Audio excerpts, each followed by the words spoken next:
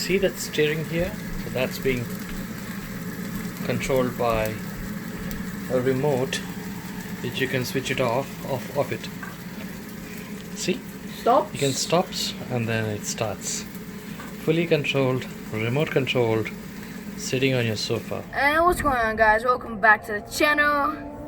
I'm the KK Guru of Fun, and today I will be showing you guys how to make an auto chef. Basically, you take a motor and you attach an attachment, and it'll turn the curry around your pot.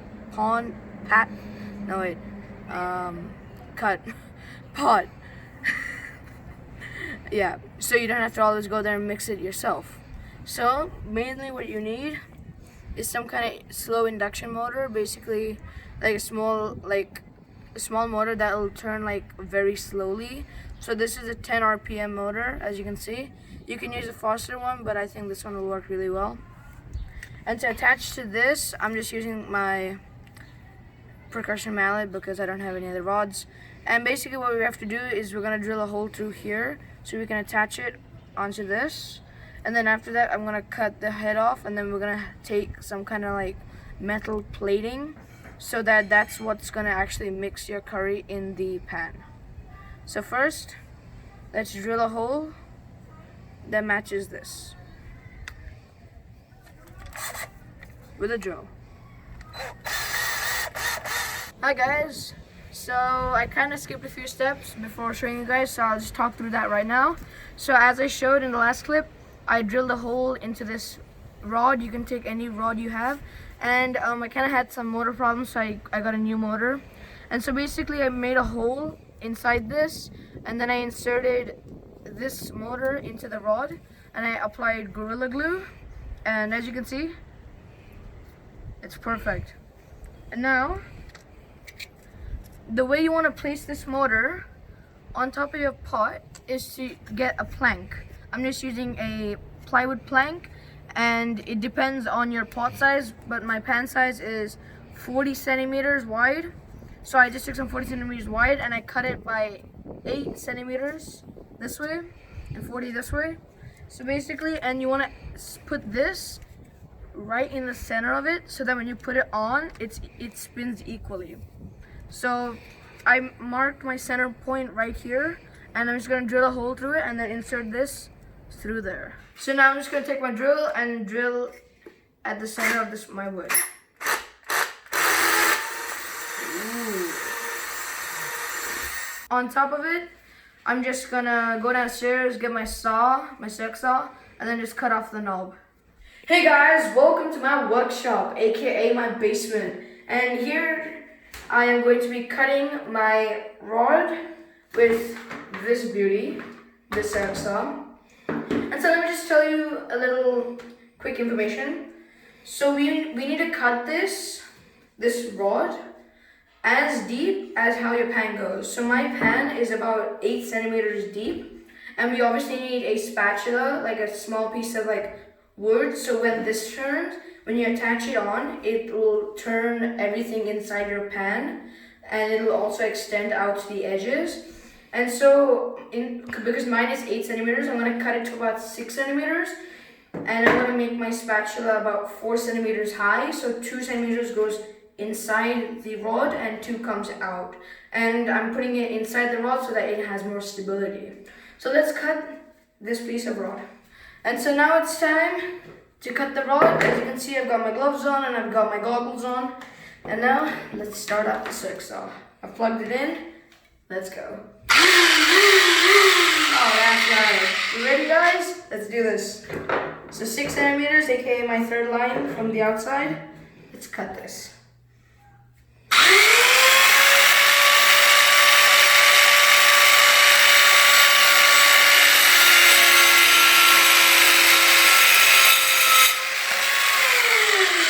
And now you can see I got a beautiful clean cut on my rod, and I've cut this to 6 centimeters, as you can see.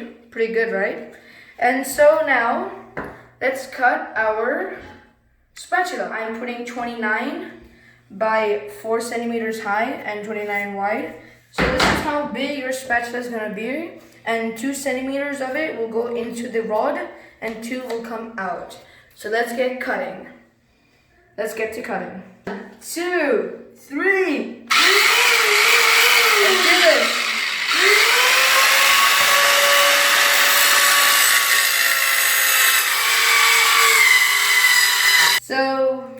So we've got this piece of wood, and I just cut it all the way to the end. And now I'm just gonna cut along this line so we have the width. And I'm just gonna hold it because I just don't want to clamp it again. Ready? Let's do this.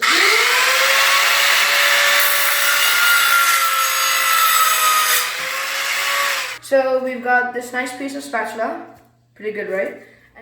So I just went through on how I was gonna put a slit through the center of it, and I was like, that's gonna be way too risky, and if it goes a little off, your whole thing is gonna be screwed. So I've got this new idea where I'm just gonna cut it off slowly until I get like a flat surface like that, and then I can just take this and just glue it on to the surface. And then I'm just going to put a screw through it because this is more safer and we have a higher chance of success. So let's get to it. So the dot represents the top of this. So we need to put a hole in between the two.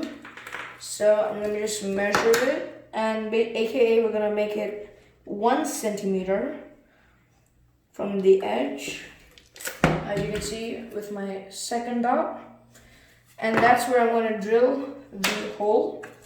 So let's get drilling.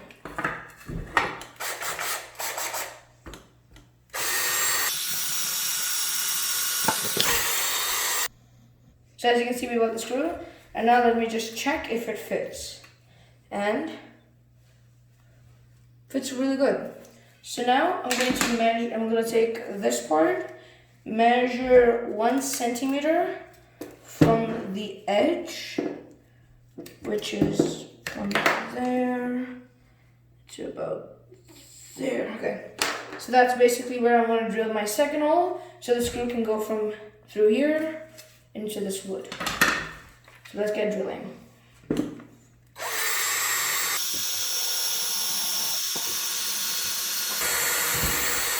So as you can see, we've got our hole through here, and now I'm going to remove my drill bit, put it back in, and I'm going to take my Phillips head bit, put it onto my drill,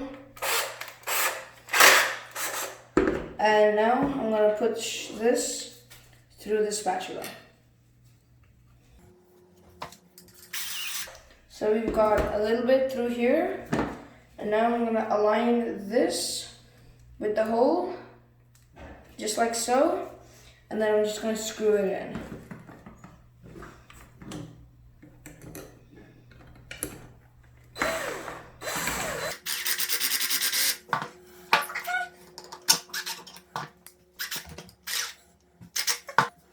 So now we know that these two go well together and it is in correct positioning. Let me just unscrew this really quick so that we can push it through our main plate, just like that. And now let's screw it once finally. So as you can see, this is how it's going to look finally. And so this will just sit on top of your pot, and then this bottom blade will just turn like that, turning all the stuff that is in your pot. And yeah, that's basically how it works. And now I'm just gonna hot glue the motor to this plate so that it doesn't move. Hey guys, so I just had a little bit of thinking, and I realized that it would be a good idea to make this like RC, like remote controlled, so you can just sit down in your couch and you can just put this on top of your pot or whatever, and you can just flick a switch and it'll just start turning, flick the switch off and it'll just stop so that it can cook, and then you can flick it on and off so that you don't have to go there and mix it yourself. So for that to happen, I bought this 10 amp brushed ESC, and I bought one of these because for the DC motors, as you can see, we only have 2 wires, black and white.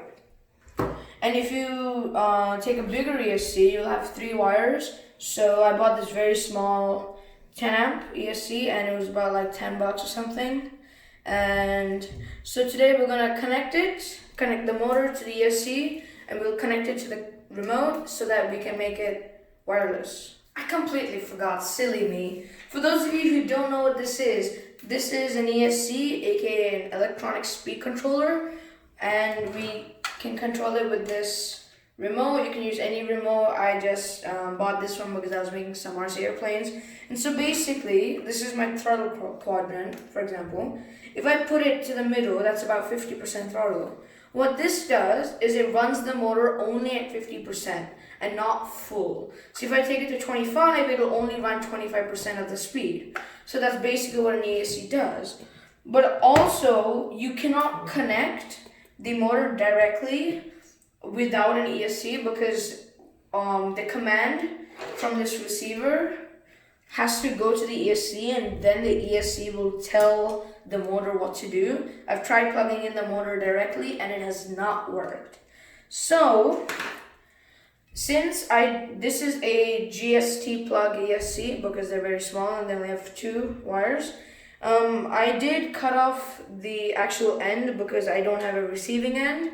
So what I'm going to do is I'm just going to take the black and white and then I'm just going to solder it directly because I'm not going to use this for anything else. If you are going to, then you guys should solder on the other end so you can take this and put it somewhere else if you guys want to. But since I don't need to do that, I'm just going to solder them on.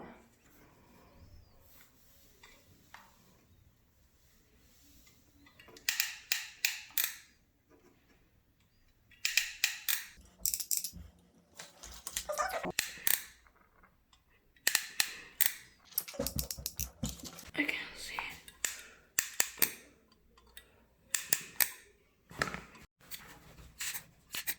So please check that solder quickly. Now I can solder it. One eternity later. So now, as you can see, we have soldered the motors. Not the best soldering. I'm kind of new to soldering, but hey, got the job done. So now we've connected the motor to the ESC.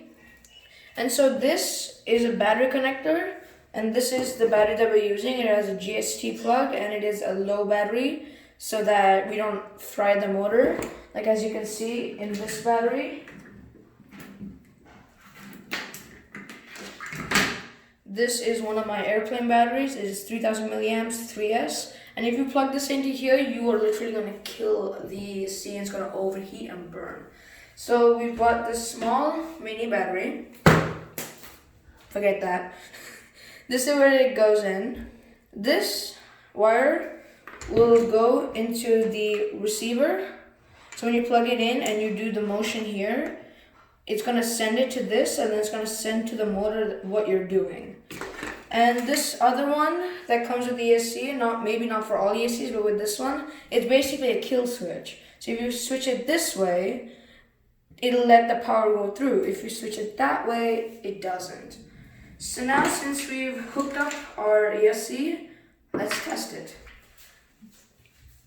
So now I'm going to plug the battery into our battery mount. Perfect. And now just check. Yep, that is perfect. And now we're going to take the receiver cable and plug it into your receiver. This is a 6-channel receiver, so I have 6 channels on this. So I'm just going to plug it into channel 4 because it works best. So 1, 2, 3, number 4. Right there, we plug it into number 4. And as you can see, over here, if the battery is connected, then you should get a blinking light. And it's all because of this kill switch. So now it's not letting any power go through. But once I flick the switch,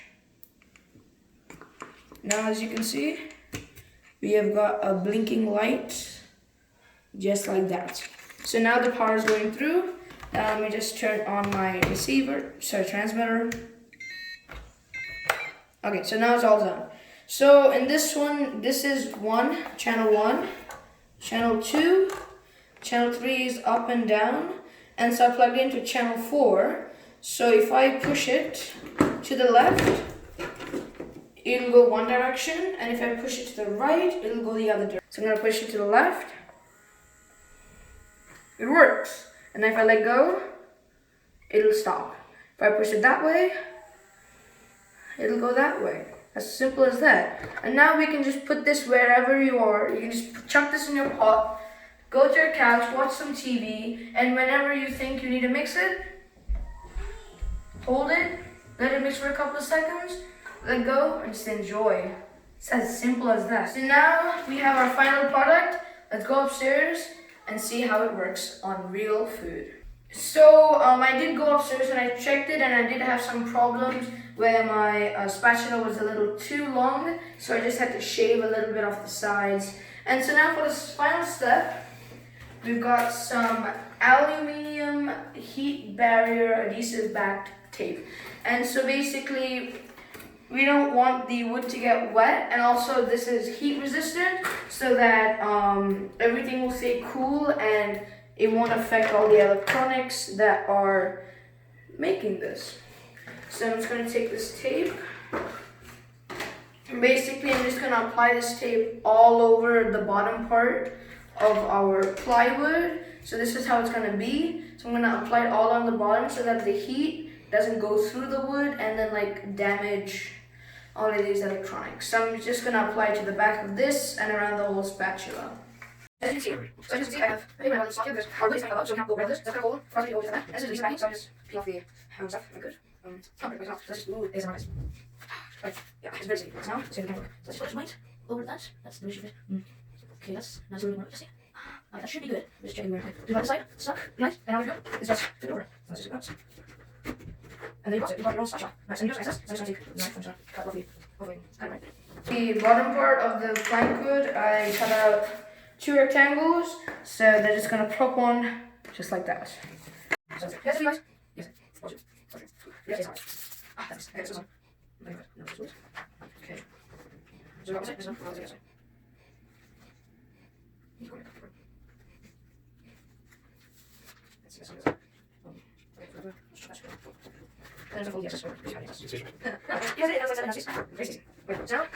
Now we've covered this, we're done, and let's go try it out. See that steering here? So that's being controlled by a remote which you can switch it off it. See? Stop. You can stop and then it starts. Fully controlled, remote controlled, sitting on your sofa. Bye.